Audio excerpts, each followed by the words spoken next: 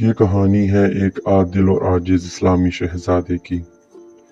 ایک زمانے میں نام ختم ہونے والے سنہرے ٹیلوں اور چمکتے نخلستانوں کی سرزمین میں عامر نامی ایک عاجز اسلامی شہزادہ رہتا تھا۔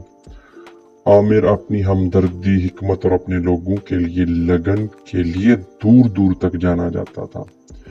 عامر کا محل سادہ تھا، خوبصورت محرابوں اور پچیتا پچیکاری سے مزین تھا۔